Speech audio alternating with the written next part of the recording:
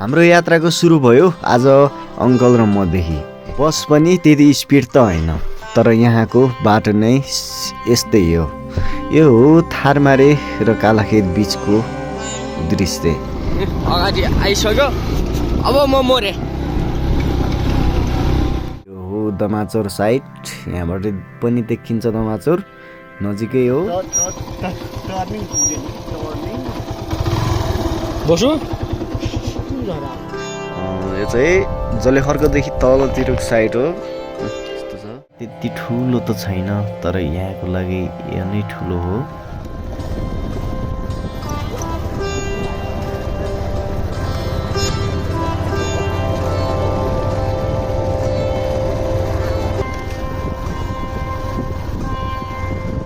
हामी चाहिँ बागचौर आइसकेको छौँ र बागचौर आइसकेपछिको हाम्रो चर्तीको लायस्तो छ। हामी चाहिँ यहाँ बाइकको कतिको एक्सपिरियन्स छ, कतिको चलाइन्छ भनेर टेस्ट गर्दैछौँ। र यो एड बनाइदिएको रहेछ कि यसले, हाम्रो लागि त होइन, हामीले कुदाउँदैछौँ यसमा।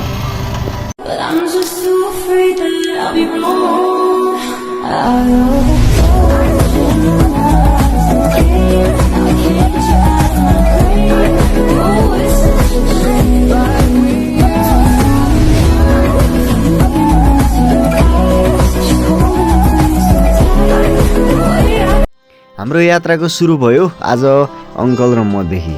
हामी बिहानै बागचौरदेखि जाँदैछौँ कोटमौला, अनि हाम्रो चाहिँ काम भएको हुनाले बाइकमा जाँदैछौँ र के काम छ हामी देखाउने पनि छौँ। र आउनुहोस्। लगाइ हेर्नु कस्तो ओभरट्याक हान्न नसकेर बसलाई। यो चाहिँ सल्यानको कालाखेत हो। बाइकले ओभरट्याक हान्न सकेको छैन बसलाई, त्यस्तो स्पिड छ बस। बस पनि त्यति स्पिड त होइन, तर यहाँको बाटो नै यस्तै हो। यो हो थारमारे र कालाखेत बिचको दृश्य। अनि हामी जाँदै थियौँ दुईवटा बाइकमा, र यो अगाडिको बाइक त हामीलाई थाहा भएन, तर बाटो चाहिँ साँघुरो छ र पहाडको बाटो एकदमै ओभरटेक गर्नलाई एकदमै गाह्रो छ, हेरविचार गरेर गर्नुपर्छ।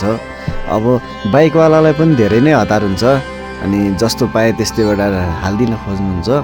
र टर्निङमा पनि एकदमै ओभरटेक गर्ने लापरवाही भनौँ कि बाध्यता।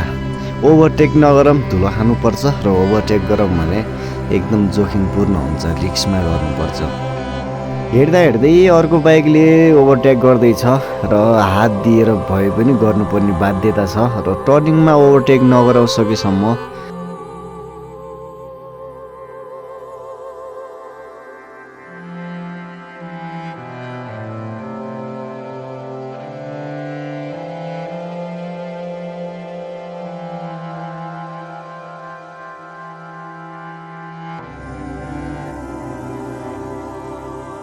हामी लाग्यो अब कालाखेतदेखि पिपलनेटा साइड। यहाँबाट चाहिँ बाटो छुट्टिएको छ र हामी यहाँदेखि पिपलनेटा हुँदै माथि कोटमौला पुग्ने रोड हो यो चाहिँ। हेलो गाइज, यो पारीको चाहिँ दमाचौर भन्ने ठाउँ हो गाइज। अगाडि आइसक्यो, अब म मोरे।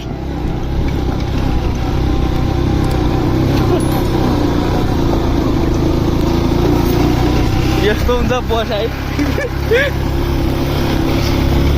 यो बाटोमा पनि ग्राभेल अनि थोरै धुलो रहेको छ, र थोरै धुलो त उडि नै हाल्छ।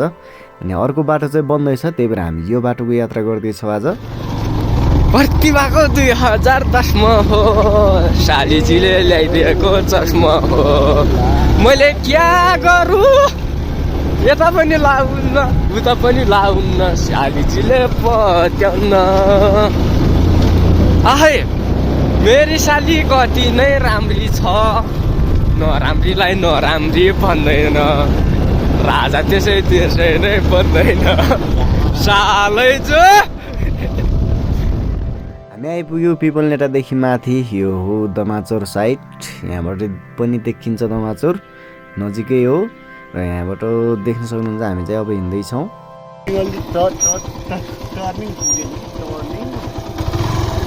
बसु हामी आइसकेको छौँ यो बुढाथुकी गाउँदेखि माथि। हामी चाहिँ यहाँ कामको लागि आयो खास, तर काम नहुने जस्तो भयो। अब हामी घाम तापेर फर्किने छौँ र आइसकेपछि चाहिँ अब यत्तिकै फर्किन त भएन है। 1 hour later. गाइस हामी चाहिँ टक्क यता आएर भागचोरदेखि घाम ताप्न आएको छौँ हामी है। घाम तापेर पनि सुतेर पनि उठिसक्यो। कोही चाहिँ अझै अङ्कल चाहिँ उठ्दैछन्, बाइक तल छ। यस्तो डाँडोमा आएको छौँ हामी सर्लक्क पारेर। यो चाहिँ जलेखर्कदेखि तलतिरको साइड हो। यस्तो छ त्यही घाम ताप्नलाई एकदम आनन्दित ठाउँ छ होइन। अब हामी चाहिँ निक्लिनु लागेको यहाँदेखि। आज चाहिँ हाम्रो घर जाने प्लान हो। घर जाँदैछौँ हामी चाहिँ। हेरौँ 2 बजिसक्यो, 1-2 बजिसक्यो अहिले।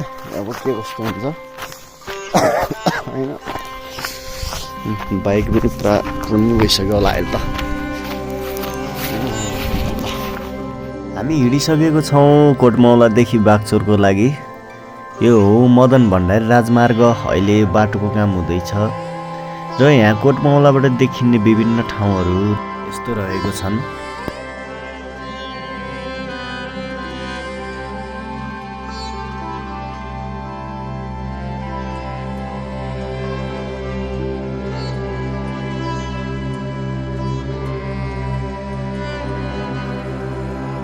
बाटोमा हिँड्दा मान्छेलाई बाइकको धुलो र बाइकहरूलाई अरू ठुलो गाडीहरूको धुलोले एकदमै गाह्रो बनाउने गरेको छ।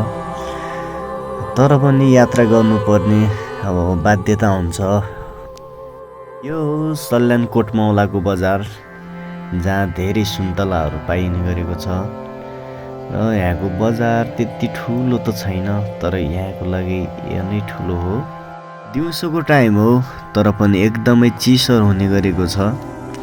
सुन्तला पाइने अनि योदेखि माथि जलेखर्कतिर चाहिँ अझ हिउँ पनि पर्छ भन्ने कुरा सुनेको छ।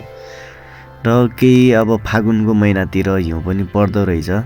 तर यता एकदमै चिसो रहेको छ, त्यसैले सुन्तला पनि धेरै पाइने गरेको छ यता।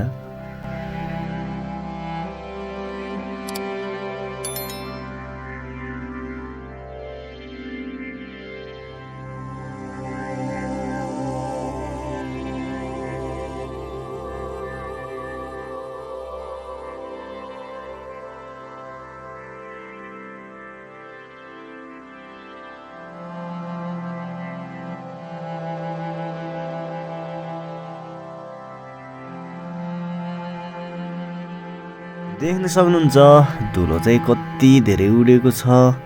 एउटा बाइकले पनि यतिसम्म धुलो उडाउँछ भने अरू ठुलो गाडी हिँड्दा चाहिँ कतिसम्म हुन्छ होला। यात्रा गर्नु एकदमै गाह्रो छ।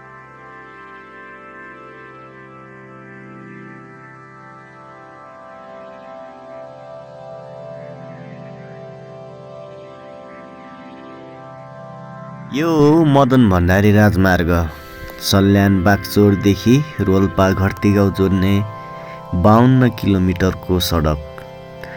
यो काम अहिले एकदमै तीव्र गतिमा भइरहेको छ। काम भइरहेको हुँदा एकदमै धुलो उड्ने अनि पानी पर्दा चाहिँ चिप्लो त्यस्तो भएको छ।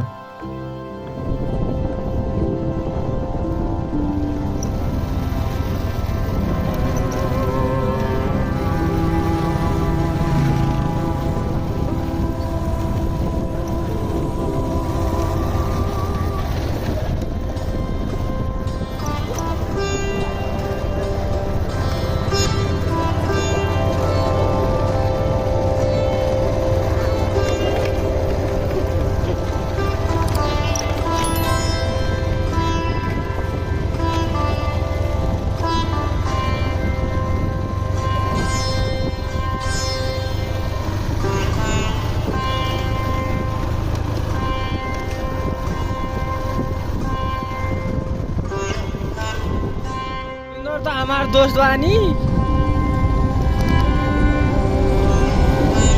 जल्दी फोकस करो। ये हेरोइक क्या हो यार?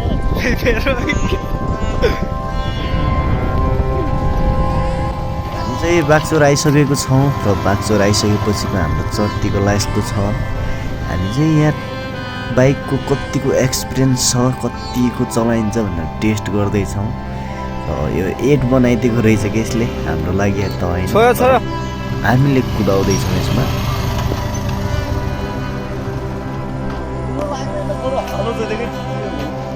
छल चाहिँ क्या घेर टक्क भाग्सो आइसकेर होइन ट्रायल दिन आइरहेको छौँ यस्तो चाहिँ यहाँको ट्रायल सेन्टर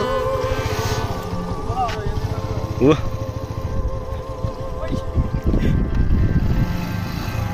यताबाट अरू राउन आन्ने त यताबाट यस्तो होइन यस्तो आएन यस्तो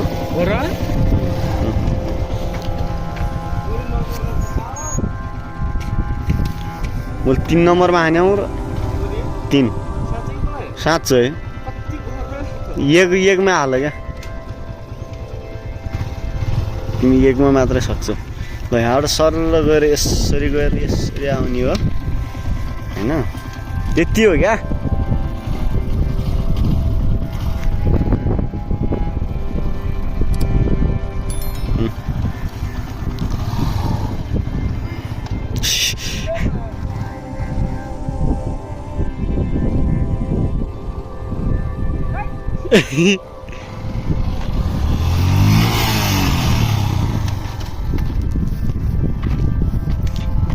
उतै गइजाउँ क्या उतै ल हामीलाई चाहिँ अल्छी लाग्यो खासै हामी चलाउनुलाई अब घर जाने हो